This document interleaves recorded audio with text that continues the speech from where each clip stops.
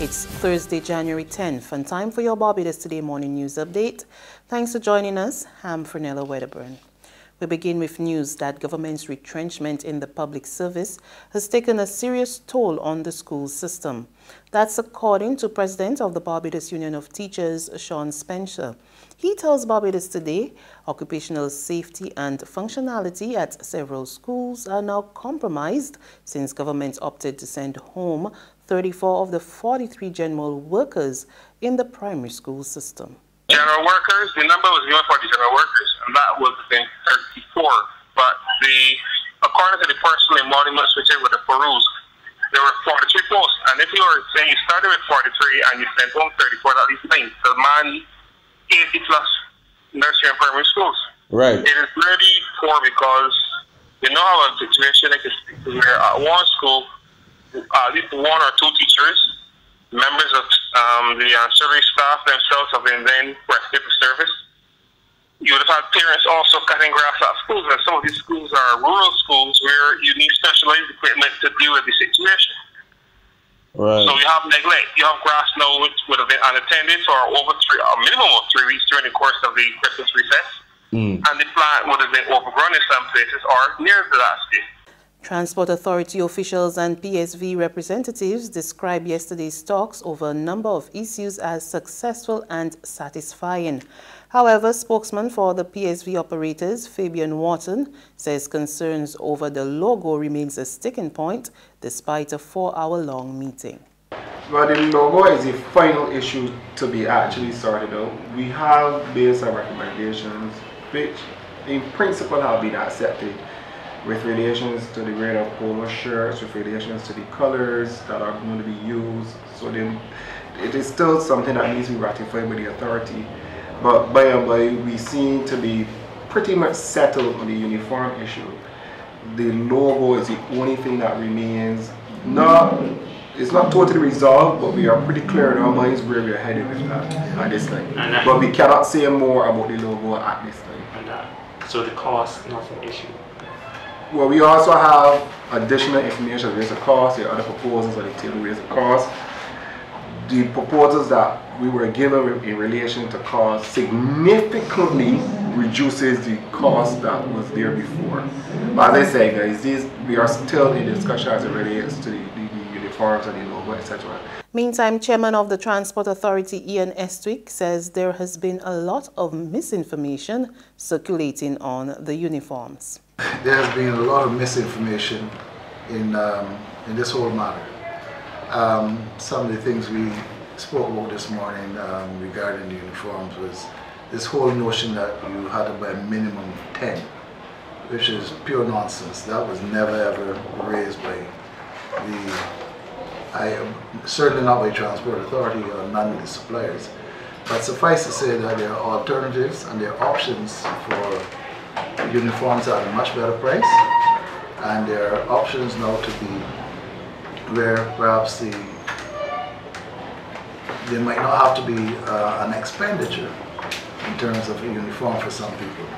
But as Fabian said, we will be getting back to that. At the same time, a fresh round of restructuring is on the horizon for the Transport Board. That's according to its chairman, Gregory Nichols, who tells Barbados Today a lot of hard decisions will have to be made given the low availability of buses. Transport Board, it will be engaging the Barbados Workers Union and the other stakeholders very shortly on the restructuring of Transport Board. Clearly, we're running in the low 70s to low 80s varies in terms of buses, and we also have to look at the short term in terms of how does Transport survive with such low bus availability in the short term until we require. So a lot of hard decisions have to be made, and we will be engaging stakeholders in, of course, in the next couple of weeks just to see how we can resolve these problems and challenges. There's regional and international news after this short break.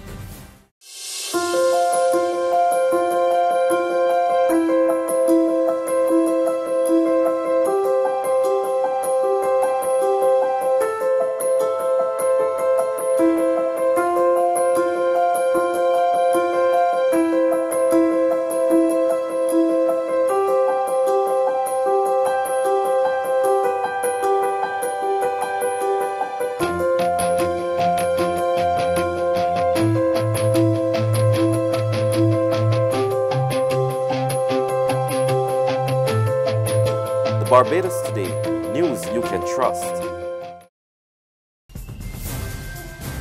To regional happenings now, the legal year opens in the Bahamas with renewed concerns over the non-appointment of a substantive Chief Justice. More in this report from Fern Carey of ZNS News. In her address during the opening of the legal year, Acting Chief Justice Vera Watkins expressed concern that there is no substantive Chief Justice heading the judiciary, a matter she said presents a tremendous challenge for the proper administration of justice in the country. The Chief Justice post became vacant following the death of Chief Justice Stephen Isaacs last August, who also served as Acting Chief Justice for some 8 months before he got the post. Watkins was confirmed as Acting Chief Justice back on September of last year. The fact that the judiciary is still without a substantive Chief Justice has been a tremendous challenge, as it is difficult for the judiciary to make any long-term plans for the future. But while it may be so that I am sitting in this chair as Acting Chief Justice at this moment, I am not certain as to whether I will be sitting in this chair later on today. And finally, rebel Conservative MPs joined forces with Labour to inflict a fresh blow on Theresa May's government in a Commons Brexit vote. It means that the government will have to come up with a revised plan within 3 days if May's EU withdrawal deal is rejected by MPs next week. We get more in this Reuters television report. Theresa May has suffered yet another defeat over her Brexit plans. The British Prime Minister kicked off a fresh round of debates over her proposed deal on Wednesday. That's ahead of a Parliament vote on it next week. And she's not backing down on a plan that faces opposition from all sides. The only way to avoid no deal is to vote for the deal. May didn't get off to the best start. On day one of the 5-day debate, lawmakers voted to demand that the government come up with an alternative plan within 3 days if May's deal is rejected. That's instead of a planned 21-day limit.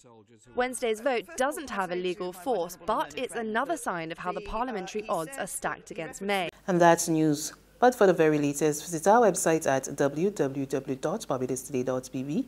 You can also subscribe to our e-paper, email updates, or like us on Facebook, and sign up for our breaking news alerts via WhatsApp. We're also on Izumi Media and bus terminals, as well as screenplay at supermarkets and gas stations near you. And you can also hear us on Mix 96.9 FM and Capital Media HD 99.3 FM. I'm Fernella Wedderburn. Good morning.